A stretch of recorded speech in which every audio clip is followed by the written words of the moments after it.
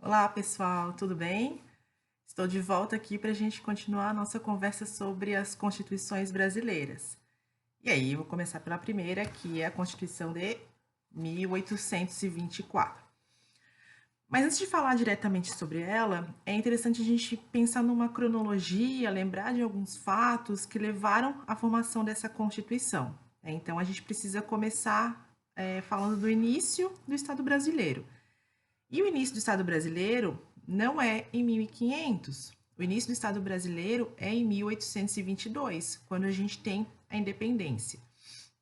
Aí a gente começa a ter a formação de fato de um Estado brasileiro, porque antes disso nós pertencíamos ao Estado português, né? Éramos colônia do Estado português. E o interessante é lembrar, se a gente for comparar com os outros países da América Latina, especialmente da América Latina, mas da América como um todo, né, que foram as colônias do Novo Mundo, é interessante reparar como o Brasil teve um processo de independência um pouquinho particular. Né? Não foi assim uma ruptura tão dramática quanto os outros países tiveram. Nós, inclusive, continuamos com a monarquia, continuamos com a mesma família, principalmente. Né? Nós continuamos aqui tendo no governo a mesma família que já governava na época da colônia. Né? Então, é uma situação bastante interessante, peculiar, e isso também, claro, que vai trazer alguns fatores que vão aparecer na nossa Constituição. Né? Tudo isso é o contexto que vai influenciar na formação da nossa Constituição. Mas então, para a gente ter um Estado, então a gente precisa pensar numa Constituição. O Estado brasileiro, começando em 1822, precisava pensar nisso, né, na formação da sua própria Constituição. Aí, em junho de 1822, já antes ainda exatamente da independência concretizada, já se começa em 22 esse processo de pensar numa Constituição e numa Assembleia Constituinte. Então, uma Assembleia Constituinte quer dizer que a Constituição vai ter a cara da sociedade. A Assembleia Constituinte é eleita pelas pessoas, a partir dos interesses da sociedade. Então, estávamos começando assim num bom caminho, estávamos com um bom começo da nossa Constituição. Mas daí a gente começa a perceber algumas características do nosso Estado brasileiro, especialmente do nosso principal governante. Como eu já tinha adiantado, é claro que vocês todos se lembram, essa continuidade da família aqui, ela é personificada no Dom Pedro I, que é deixado aqui para ser o imperador do Brasil.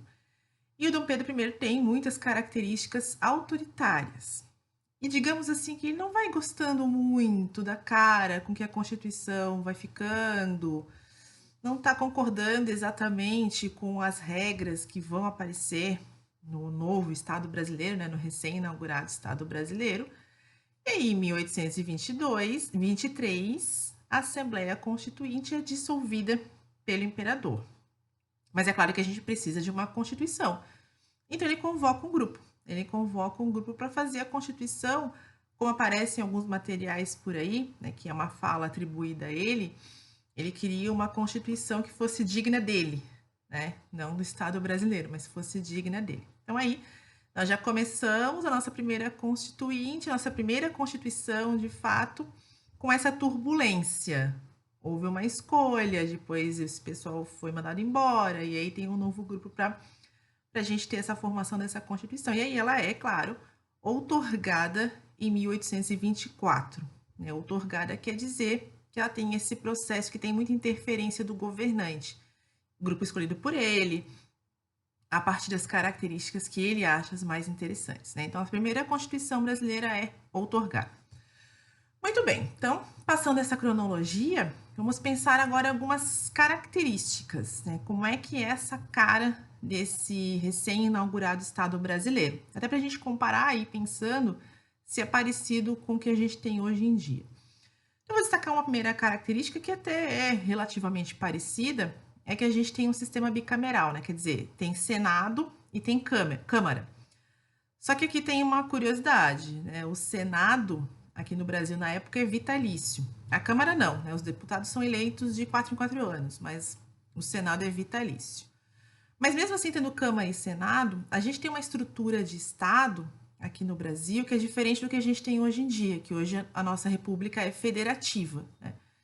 O Estado brasileiro no início era o Estado unitário, né, que todo o poder é concentrado na capital, né? Não tem essa distribuição, essa regionalização do poder, né?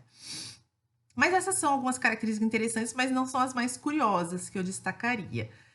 Eu destaco três que eu acho que são as características mais interessantes. Isso não quer dizer que seja necessariamente uma coisa boa, né? Mas são três características muito interessantes da nossa Constituição. Primeiro, nós temos separação de poderes. Sim, já estamos no século XIX. A ideia de separação de poderes já é uma ideia bem estabelecida no mundo. Aqui também tem. Mas nós temos uma curiosidade. O único país do mundo a pensar nisso. É uma divisão em 4 poderes. Então a gente tem os clássicos, que todos vocês conhecem: executivo, legislativo, judiciário e o poder moderador. Essa divisão em 4 poderes, ela pode parecer meio estranha, mas ela obedece àquela ideia que eu destaquei um pouquinho antes sobre essa característica mais centralizadora do imperador. O poder moderador é um poder atribuído exclusivamente ao imperador. Assim, olhando só essa distribuição em 4, até pode parecer que a gente tem então mais poderes, o poder está mais dividido. Só que não, né? Que esse poder moderador, isso que eu estou falando para vocês, eu não estou ainda mencionando artigos, mas estou tirando da nossa Constituição, tá? Aliás, vou aproveitar que eu estou mostrando essa Constituição, que eu já mostrei também no nosso encontro anterior. Essa Constituição que eu tenho aqui em mãos é de uma coleção feita pelo Senado, tá? Que se chama Coleção Constituições Brasileiras. Tem um volume para cada uma das constituições. Talvez essa coleção seja um pouco mais difícil de achar, mas todas as nossas constituições vocês acham na internet, pelo menos o texto da Constituição, tá? Então, daqui a pouquinho eu vou mencionar alguns artigos e aí vocês podem procurar na internet que vocês acham a Constituição na íntegra, tá? Mas eu estou falando do poder moderador. Então, essas questões do poder moderador, elas estão explícitas aqui na Constituição, tá? Então, o que eu estava falando, pode parecer que tem mais divisão, mas não é bem verdade, porque, na verdade, está descrito na Constituição que o poder moderador pode interferir nos demais, né? Então, daqui a pouquinho eu leio alguns trechinhos para vocês. Mas, então, o poder moderador é do imperador. O poder executivo também, né? Que a gente tem aqui um estilo de monarquia, que é uma monarquia em que o imperador governa diretamente ou a partir dos ministros escolhidos por ele, né? Então, é do imperador. O judiciário e o legislativo podem ter interferência do poder moderador, né? Então, portanto, é isso que eu estou falando para vocês. Nós temos uma estrutura em que o poder moderador está acima e interfere nos demais, né? Combina com essa questão que eu falei, né? Que o imperador era centralizador, tá? Então, essa é uma característica interessante, porém, eu falei, né? Interessante não quer dizer boa, interessante quer dizer curiosa. Tá. Uma outra questão que é interessante também, que vai nessa linha de ser curiosa e não ser necessariamente boa, claro que não é que nós temos participação política, sim, já temos, ainda na época da colônia, continua tendo aqui no Império, a partir do sufrágio, só que não tem como a gente chama hoje em dia de sufrágio universal. O que seria um sufrágio universal? Qualquer pessoa pode participar. A gente tem aqui no Império, e não é característica só do Brasil, tá? Isso é uma característica muito comum, século XVIII, século XIX também no mundo, tá? Que os movimentos pelo sufrágio universal começam e têm força no século XIX, no mundo, tá? O Brasil, então, não foge essa regra desse tipo de sufrágio, que a gente pode chamar de sufrágio restrito. E a característica principal é que é um sufrágio censitário. O que significa isso? Por renda, por dinheiro. Então, pode participar quem tem aí um certo nível de renda, certo nível financeiro. E isso está descrito aqui também, tá? Então, não é uma questão de interpretação da época, está descrito literalmente aqui, que essa participação política está vinculada a dinheiro. E aí, só para vocês terem uma ideia, isso fazia com que 1% da população brasileira da época pudesse participar. Tá? Então, aqui a gente tem um sufrágio restrito, né? Restringe a participação para um grupo de pessoas, e o critério para essa restrição é especialmente censitário, né? É financeiro. Claro que a gente nem entra aqui na questão de homens e mulheres, porque se eu estou falando do século XVIII, isso aí não está expresso. Mas se eu estou falando do século XVIII, é claro que esse critério financeiro, censitário, é para os homens, né? Porque as mulheres não participam. Tá. Aí a terceira questão interessante que eu falei que eu destacaria, e aí agora sim interessante de um jeito bom, é porque essa é uma constituição que serve também, eu vou falar de um artigo mais tarde, que serve para garantir direitos. Claro, os direitos mínimos, né? Direitos individuais, os direitos liberais. Mas até então, isso não era protegido no Brasil. O que eu estou falando por direitos individuais, liberais, mínimos? Direito à liberdade, à propriedade. Propriedade não é que o Estado vai dar, tá? É quem tem a propriedade protegida pelo Estado. Então, liberdade, propriedade e segurança.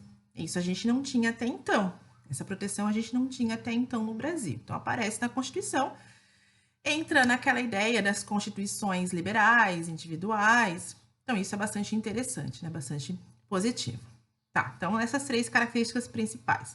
Só para complementar, nós temos, claro, a definição de um governo monárquico na Constituição, e um governo, além de monárquico, é constitucional.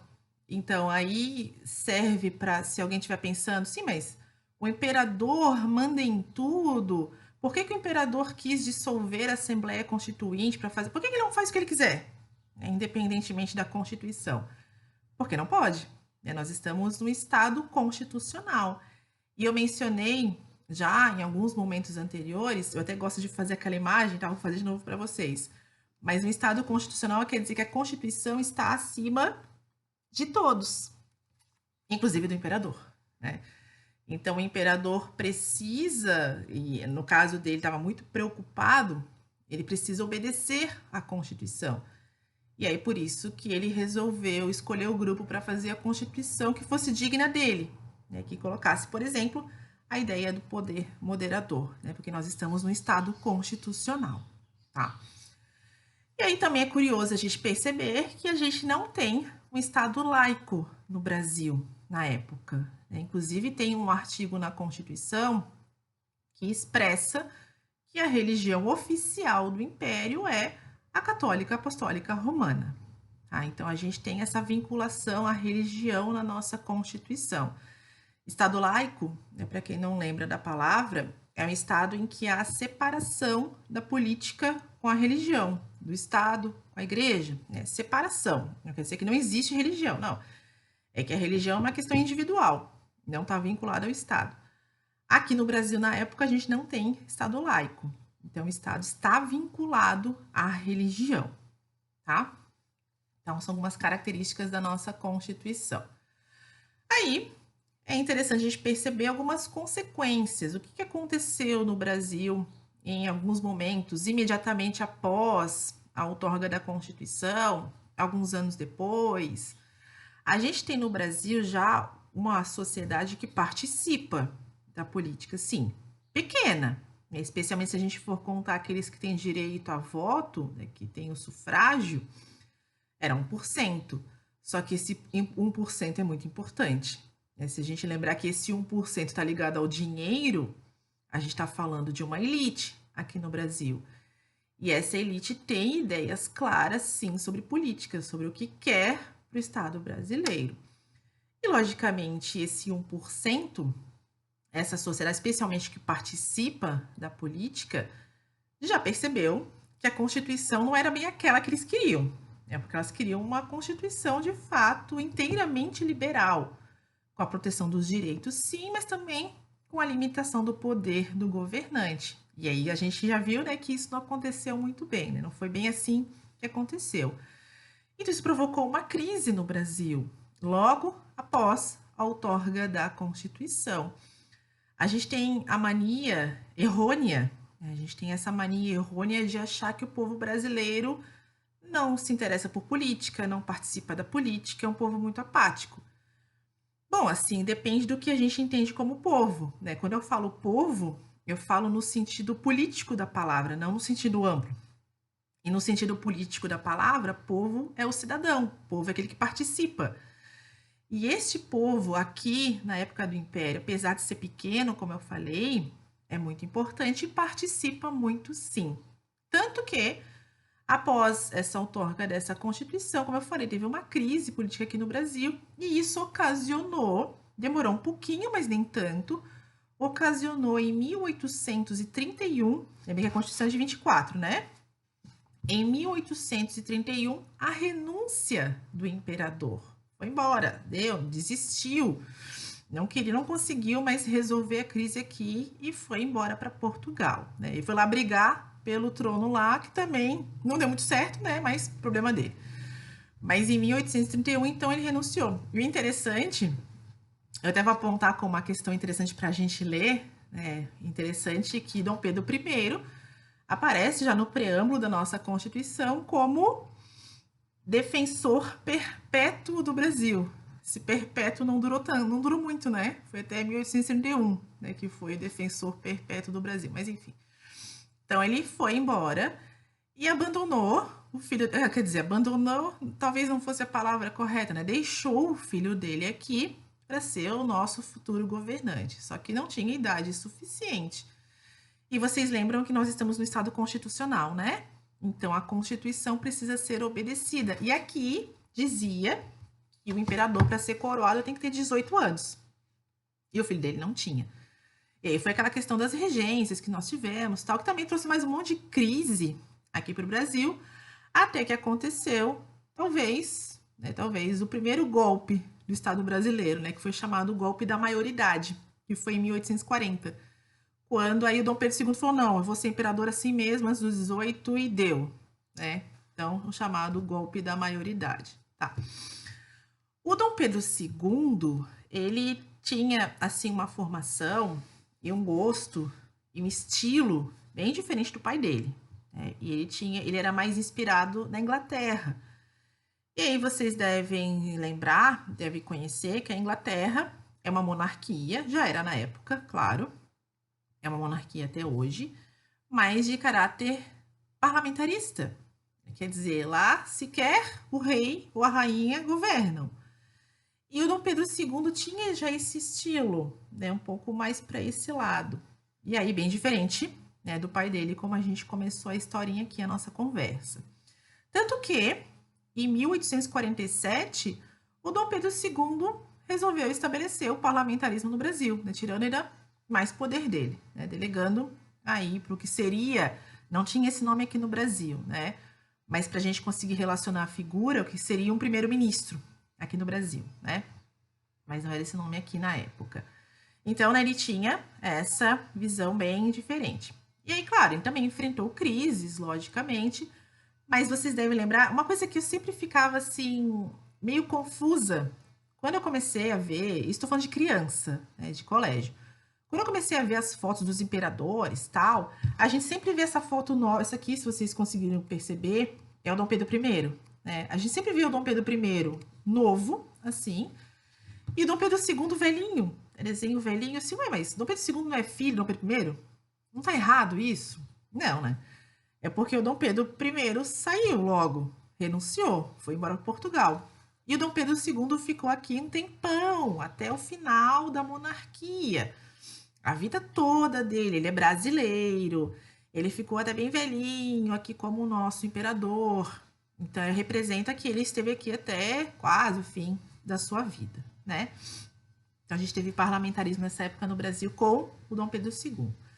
Importante ressaltar o que eu já tinha falado, essa questão dos direitos individuais, isso é muito importante a gente perceber que a nossa Constituição serviu para isso, para garantir essa questão da propriedade, da liberdade.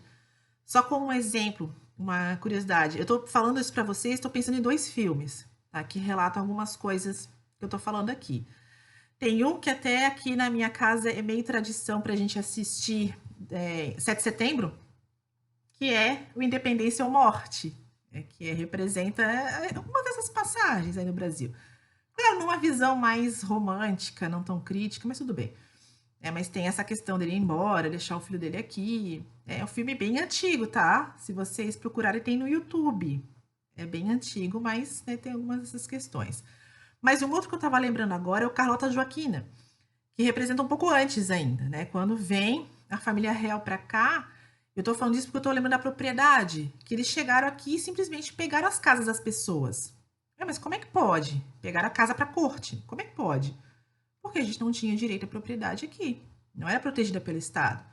E com essa Constituição de 24, passa a ser protegida pelo Estado. Então, isso é um grande avanço. É bom a gente lembrar disso, tá? Não fixar só no poder moderador. E sim pensar nessa questão dos direitos individuais também. E uma curiosidade é que essa Constituição aqui, apesar de estar lá longe, lá na época do Império Brasileiro, foi a que teve o maior tempo de vigência, porque ela foi de 24 até 89, que foi quando aconteceu a República no Brasil. E aí são 65 anos. Né? Quantos anos tem a nossa Constituição atual? 30 e pouco? Né? Então, só para vocês terem aí um parâmetro, tá? Foi que teve mais tempo de vigência. Também é uma questão bastante interessante. Muito bem. Então, na última partezinha aqui da nossa conversa, eu quero só destacar alguns trechos, alguns momentos da Constituição para que vocês depois também tenham essa curiosidade e dar uma olhadinha.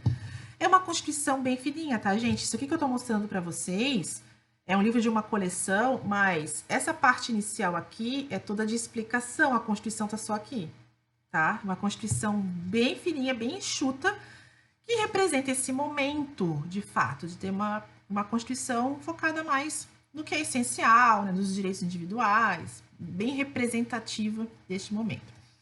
Então, eu diria para vocês que a primeira questão interessante é o preâmbulo, porque a gente fala Dom Pedro I, que é o defensor perpétuo do Brasil, para apresentar os primeiros artigos, tem uma frase bem curiosa, em nome da Santíssima Trindade. Quer dizer, lembra que eu falei que a gente não está no Estado laico aqui? Pois é, né? Então tem essa vinculação com a religião. Tá. Aqui no artigo 5º fala justamente do que eu falei, da religião católica apostólica romana como religião do Império, religião oficial. Só para lembrar, Estado laico não tem religião oficial. Tá? Aqui a gente não está no Estado laico. Tá? Aí, pulando mais lá para frente, eu fui marcando aqui só alguns artigos curiosos, tá? Deixa eu ver que eu separei para vocês. Aqui no artigo 91 e 92 fala da questão da participação política, do sufrágio. Então, digamos que vocês não estão acreditando em mim. Não, não pode ter. Uma Constituição não pode trazer valores de renda, como assim? Para permitir a participação política? Pois vocês acham aqui, tá? Artigos 91 e 92. Eles falam sobre essa participação política, que fala justamente da renda líquida anual, tá? Então, eu estou lendo aqui o artigo 92. Interessante dar uma olhadinha. Não vou ficar lendo os trechos, estou só apontando para despertar a curiosidade de vocês, né? Que é interessante para qualquer cidadão conhecer a sua história, especialmente a sua história constitucional, né? Que a nossa é meio tumultuada. Muito bem. Lá para o artigo 101, a gente começa a falar do poder moderador, no artigo 101. Então, aqui fala né, o que o imperador pode fazer. Lembrando que o imperador é quem detém o poder moderador. Se não tem imperador, não tem poder moderador, tá? É exclusivo do imperador. Então, fala aqui, né, nomeia senadores, né, fala aqui que também perdoa penas. Como assim? Perdoar a pena, quer dizer que está interferindo no judiciário? Sim, tá? É que também fala para ele despede todo mundo do legislativo, se ele quiser, não com essas palavras, né? Mas só traduzindo. Então tá tudo aqui, tá? Quem não acreditar em mim, artigo 101 da Constituição de 1824. Artigo 121, aqui também é interessante para falar daquele golpe da maioridade. Uma vez numa sala de aula eu falei disso, né, que o imperador deu um golpe, o golpe da maioridade. Aí eu me lembro que um aluno ficou assim com uma certa indignação. Assim, professora, como é que alguém dá um golpe do seu próprio poder? Ele já era o sucessor. Não existe golpe da maioridade. Sim, claro que existe, não era sobre o poder, era sobre a idade, né? Então, aqui no artigo 121 diz, né, que o imperador é menor de idade até 18 anos completos. E durante a menoridade, teremos regência. Então, está aqui explícito na Constituição, tá? O poder, sim, era dele. Seria do filho do Dom Pedro I já, mas quando ele fizesse 18 anos. Então, ele deu um golpe só nessa questão da idade, tá? O golpe da maioridade. Tá aqui também na Constituição. Por fim, só vou mencionar também o artigo 179. Eu não sei o quanto vocês conhecem da Constituição atual, né? Talvez, se vocês já conhecem a Constituição, já leram, vocês sabem do nosso artigo 5º atual. É aquele todos os direitos individuais, direitos e garantias, aquele artigo longuíssimo com dezenas e dezenas e dezenas de incisos, né? Essa Constituição de 24 tem um artigo parecido. É o 179, que também tem algumas dezenas de incisos e que também fala dos direitos individuais. Então, assim, se eu pudesse passar uma tarefa para quem está me assistindo, um artigo para ler nessa Constituição, eu acho bem interessante que seja esse, o 179, que é o último artigo da Constituição, mas termina falando desses direitos todos que eu falei.